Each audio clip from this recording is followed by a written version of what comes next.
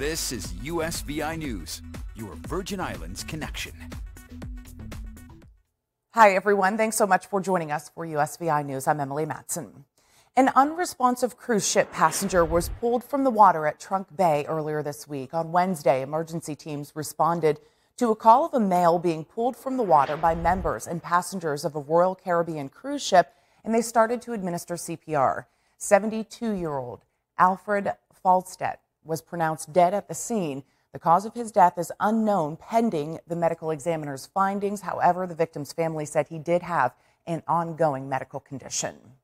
Meantime, on St. Thomas on Sunday, police responded to Megan's Bay Beach for a report of a man floating in the water. He had no vital signs when emergency crews arrived, according to Virgin Islands police. The cause of his death is also pending an autopsy. His family identified him as 50-year-old Ryan Green. Abbott is recalling certain baby formula products over faulty bottle caps. The recall includes Similac products, which were distributed in the Caribbean, including on St. Thomas and St. Croix. The recall includes certain lots of 2 fluid-ounce 59-millimeter bottles of ready-to-feed liquid products for infants and children. The company says a small percentage of the bottles had bottle caps that may not have sealed completely, which could result in spoilage. If spoiled product is consumed, it can cause gastrointestinal symptoms like diarrhea and vomiting. For a complete list of products that are being recalled, visit similacrecall.com. Meantime, this recall could spell even more bad news. Shelves are fuller than they used to be, but many families with new babies in the U.S. are still having trouble finding baby formula. According to a market research firm, just 18% of powdered formula was out of stock the first week of October. That's compared to about 30% in July, but that's still higher than before the nationwide recall of baby formula and the subsequent shutdown of a major manufacturing plant in February. A U.S. Census Bureau survey revealed nearly a third of households with a baby younger than 1 said they had trouble finding formula over the course of 1 week in September, and more than 40% said they had only a week's supply or less on hand. Now to a new study which found a potential link between the use of chemical hair straighteners and cancer. The findings are causing concern for many as researchers warn frequent use of those treatments may be at greater risk, developing a relatively rare form of cancer. Here's what you need to know. The National Institutes of Health out with a startling new study. Researchers finding women who use chemical hair straighteners may face a higher risk of developing uterine cancer. While that form of the disease is relatively rare, the study shows people who applied chemical straighteners more than 4 times a year faced a 4% risk, compared to the 1.6% for those who did not use such treatments. For women who were very frequent users, we saw that their risk of developing uterine cancer was about double compared to women who did not use those products. The study tracked more than 33,000 women for almost 11 years, and while researchers did not find race or age had any impact on risk level, they do note the adverse health effects could be more consequential for Black women. 60% of the women who reported using straighteners or relaxers in the last year were Black women. So the burden of this exposure really falls to the population of Black women. Despite a growing movement toward more natural hairstyles, many Black women say they still face discrimination for wearing their hair that way. And even though I feel like online people will say, oh yeah, afros are beautiful, natural hair is beautiful, when you go into the workplace, you get side-eyed. Chancellor Makanjula says she straightened her hair for 2 decades. Those are the risk factors that I now have to look out for because, again, this was something I have had put in my hair and repeatedly over time. While it's not known what brands or chemicals are behind the raised cancer risk, researchers say straighteners could be riskier than other hair products because they can cause abrasions and burns on the scalp, possibly making it easier for dangerous ingredients to enter the body.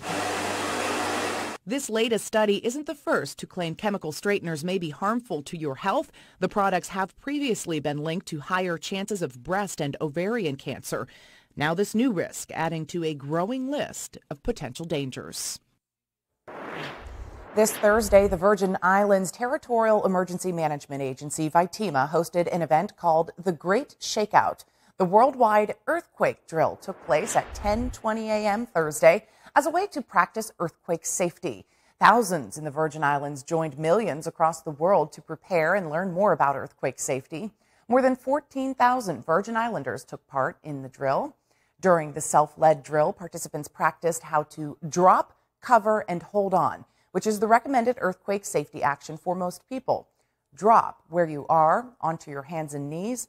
Cover your head and neck with one arm and hand as you crawl for under shelter under a nearby table or desk. And lastly, hold on to your shelter with one hand until the shaking stops.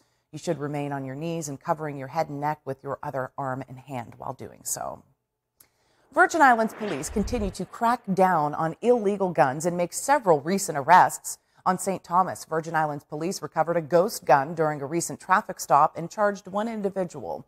Overnight on Monday, VIPD pulled over a vehicle for a heavily tinted windshield near Niski Center. Police wound up charging the driver, 26-year-old Deshaun Williams, after they found an unlicensed firearm with an obliterated serial number under the driver's seat. He's facing several weapons charges. The arrest is part of the department's Operation Overwatch, which they started back on Friday as an effort to get more guns off the street. And that effort certainly worked. Through the same operation, VIPD officers also arrested 18-year-old Kamari Hughes during a traffic stop. Police say on Sunday around 1:45 in the morning, while on patrol, officers say Hughes almost collided into a marked police cruiser. Police say they pulled him over and smelled marijuana coming from the vehicle. Police searched the car and found ammunition. He's facing a charge of illegal ammunition possession. And finally, from Virgin Islands Police, officers recovered an unlicensed gun during a traffic stop on Veterans Drive Saturday around 6 p.m. Police say they pulled over this man, Kirk Thomas, for heavily tinted windows. Police say they smelled marijuana, and Kirk Thomas admitted to being in possession of a firearm that he was not licensed to carry. They recovered an unlicensed .45 caliber handgun. Thomas was arrested and charged with unlawful possession of a firearm. On St. Croix, a major road project repair is now underway. The Estate Whim Road Repair Project has started. The contractor excavated the existing roadways. The Department of Public Works says the $973,000 project experienced a bit of a delay because of material shortage for the road base, but it's going to restart next week. After they place the road base, the contractor will begin paving. Motorists and pedestrians are encouraged to proceed with caution when traveling in this area. The Department of Public Works will continue to update the community as this project progresses. Big news today in the airline industry. Spirit Airlines has reached an agreement for a merger with JetBlue Airways. According to preliminary voting results, a majority of Spirit shareholders voted in favor of the deal. When all the votes are confirmed, the results will be filed with the Securities and Exchange Commission. Ted Christie, the president and CEO of Spirit, calls the merger an important step forward. The transaction is expected to be fully confirmed sometime in 2024, so it will be a while. The travel website Expedia, in the meantime, is out with its annual air travel hacks report. Michael George has details on ways to save. After a summer of expensive flights, many Americans are wondering just how much heading home for the holidays will cost. The travel site Hopper reports Thanksgiving and Christmas airfares will be their highest in 5 years. I think we're at a point in our lives where the price does have an effect on it, but we still travel. But there are ways to save.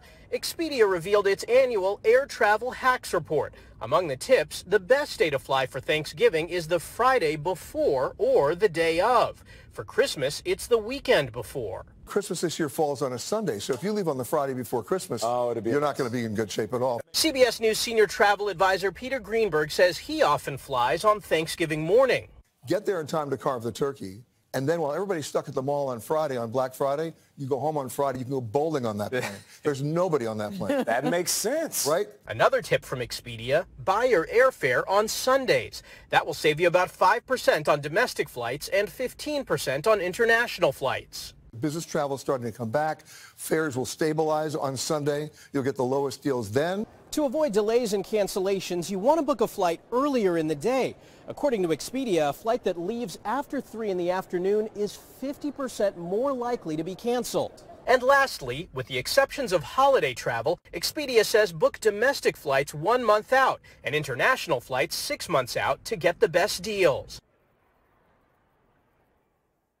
And if you want to book a ticket using frequent flyer miles, experts say you may need to book nearly a year in advance because there's an estimated 32 trillion unredeemed frequent flyer miles, and planes are so full right now that the airlines don't want to displace revenue-paying passengers with travelers who want to redeem their miles.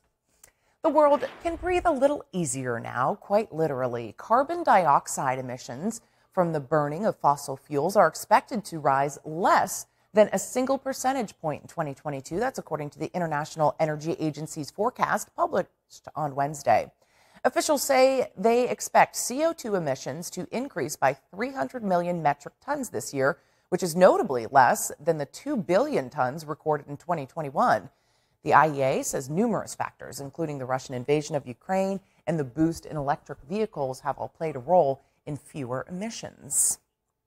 After just 45 days in office, UK Prime Minister Liz Truss has resigned, making her time in office the shortest of any prime minister in British history. She released a statement on Thursday saying, quote, "I cannot deliver the mandate on which I was elected by the Conservative Party," end quote, citing great economic and international instability. After meeting with the King, Truss says they agreed a leadership election would be done in the next week, and she will remain as prime minister until a successor is chosen.